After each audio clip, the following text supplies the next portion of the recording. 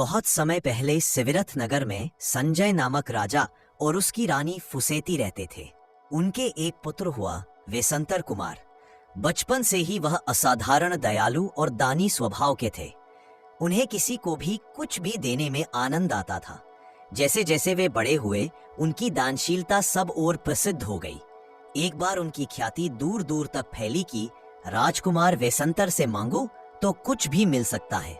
राजकुमार के पास एक विशाल सफेद हाथी था, जिसे राज्य के लोग सौभाग्य और वर्षा का प्रतीक मानते थे।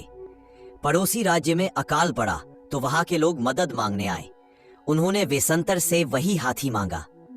राजकुमार ने बिना देर किए वह हाथी भी दान कर दिया, लेकिन नगरवासियों को यह दान अच्छा नहीं लगा। लोग क्रोधित हो उठे। यह राजकुमार तो पागल है, अपने राज्य का रक्षक हाथी भी दे दिया।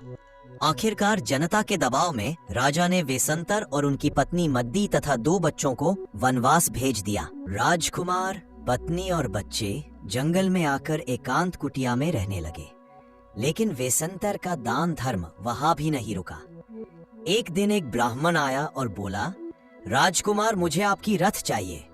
वेसंतर ने तुरंत रथ दे दिया। फिर दूसरा आया और घोड़े मांग लिए।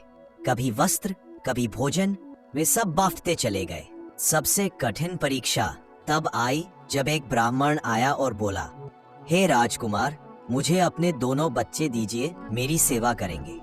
रानी मद्दी यह सुनकर रो पड़ी, लेकिन वेसंतर ने धर्म और दान की राह चुनी।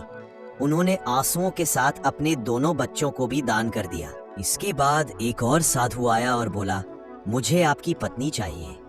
वेसंतर ने धैर्य से अपनी पत्नी भी दान में दे दी। हालांकि बाद में देवताओं ने उनकी परीक्षा पूरी मानकर रानी और बच्चों को वापस लौटा दिया। राजकुमार के इस महादान की ख्याति चारों दिशाओं में फैल गई। लोगों ने समझ लिया कि ऐसा त्यागी और दानी कोई नहीं हो सकता।